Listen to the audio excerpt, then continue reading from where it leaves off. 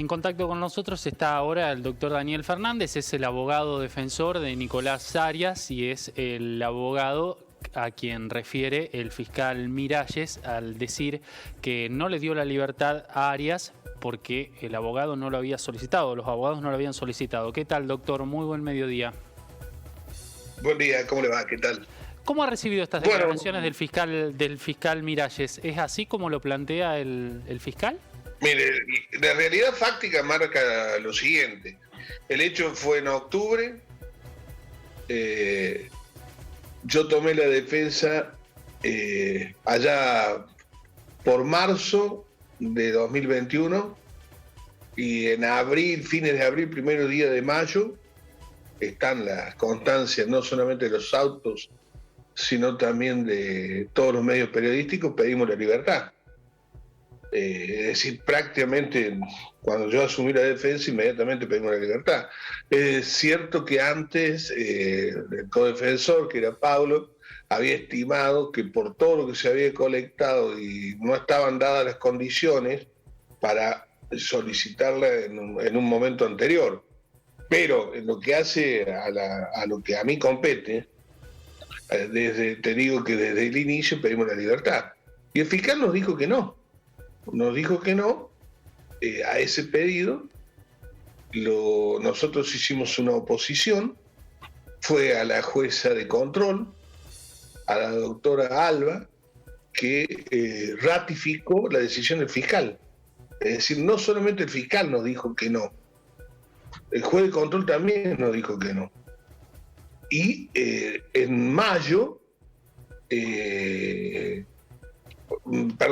después de eso hicimos la apelación ante la Cámara y fue que resolvió en junio, si mal no recuerdo, la Cámara del Crimen resolvió hacer lugar a la apelación que habíamos interpuesto y decirle tanto al fiscal como al juez de control que con la prueba reunida no alcanzaba, no había elementos para mantenerlo detenido a Guillermo Arias, que eso había variado. Uh-huh. Y esencialmente nosotros ya habíamos trabajado en una serie de pruebas, no estaba el ADN todavía, pero habíamos arrimado una serie de pruebas que después yo creo que le resulta trascendental al fiscal. Por ejemplo, la pista de San Luis nace con la discusión que nosotros ponderamos sobre la titularidad del arma homicida, que resulta ser de una persona de Mendoza y que en un cambio de domicilio en San Luis se le roban y hace la denuncia ya por el año 2011. Entonces el razonamiento lógico es pensar si el arma viene de San Luis y averiguamos algo de San Luis, a ver qué relación hay en Maquena con eso. Claro, hasta que ustedes no presentaron esa duda, entre comillas, el fiscal no se había percatado de investigar por ahí.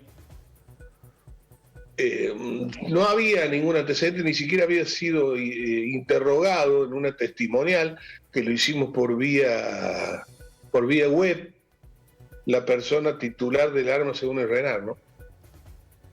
Uh-huh. ¿Y cómo ve esta situación? Su defendido pasó 11 meses en prisión, ahora el fiscal defiende de alguna manera su actuación. Yo se lo he dicho al fiscal, lo he dicho por escrito, se lo he dicho a la juez y se lo he dicho a la Cámara. Y lo he dicho por todos los medios. La investigación, el aporte de datos y el ocultamiento de datos que hizo la policía de Vicuña Maquena fue atroz.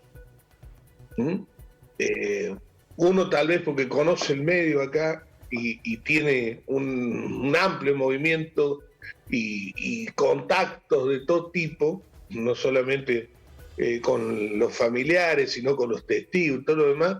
A mí me venía a ver gente que decía, mirá, nosotros fuimos a la policía a denunciar que vimos a 2 personas salir corriendo en mediaciones y que habían estado en tal otro lugar y no nos quisieron tomar declaración. Y lo corroboré luego en la intervención en el expediente. Le dije, no, ya tenemos el culpable. Y el culpable no había ninguno. Claro. No había ninguno. Ahora, solamente la policía... Déjeme decir esto porque es importante saber por qué se actuó así. Aquí en Maquena la actuación policial viene siendo un desastre de hace varios años. Desde que se fue Pedro Díaz, no hay realmente una autoridad policial que conduzca y lleve adelante de manera decorosa la actuación de la policía. Han incrementado los índices delictuales, la vigilancia es un desastre, se han armado pruebas, se han caído pruebas, se han quedado casos sin investigar, desastre. La policía, en mi parecer, aprovechó esa circunstancia como para tener un blanqueo y decir que fueran sumamente ágiles en el descubrimiento de la verdad. Y se lo vendieron así al fiscal. Es decir, lo que le hicieron el trabajo de campo, se lo hicieron mal, intencionadamente. Uno que está acá pudo darse cuenta, cuando me tocó asumir la defensa pudimos aportar todo esto que le estoy diciendo, testigos, indagar otras cuestiones. Pero mientras tanto se le armaban elementos indiciarios como para tenerlo a Arias injustamente detenido, elementos indiciarios que eran mal colectados, armados o que dejaban de lado otro. Imagínense que el fiscal nos dijo que no al pedido de libertad que le formulamos, le reitero, allá por abril del 2021, y la juez de control se lo ratificó. Claro. Tuvieron que esperar hasta que la Cámara le revocaran esa situación, ¿no? O le indicaran que no se podía sostener una prisión preventiva como tenía su defendido. Ahora, doctor, por último... Yo creo que la Cámara fue la primera que leyó el extenso escrito de apelación y de oposición que nosotros dijimos y le marcamos punto por punto. Cuestiones que es lógico. A Guillermo dice que lo detienen porque huye del lugar de los hechos después de cometerlo. ¿Y a dónde lo detienen? En la casa. ¿Cómo? ¿No estaba huyendo? ¿A qué volvió a la casa después de las 6 de la mañana a dormir normalmente como lo hacía todos los días después de hacer el TAM? Sí, una situación inentendible. Grave lo que usted plantea de que recién cuando llegó a la instancia de la Cámara recién se leyó un pedido de apelación. Por último, doctor, porque no tenemos mucho tiempo, pero ¿cuál es la situación hoy de Nicolás Arias? ¿Ha sido finalmente sobreseído, desvinculado de esta causa? No, hasta el día de la fecha no. El fiscal no. ha pedido el sobreseimiento, el fiscal ha pedido recientemente el sobreseimiento y el juzgado de control todavía no lo ha otorgado. Y es lógico que el fiscal lo haya pedido porque no pueden subsistir dos hipótesis delictivas en contrario. Eso lo hemos explicado los otros días por la violación a los principios de no contradicción de identidad y de tercero excluido en el proceso investigativo. Pero permítame decirle algo más. Esto es muy común, lo que le ocurrió a Guillermo Arias le ocurre a un montón de personas.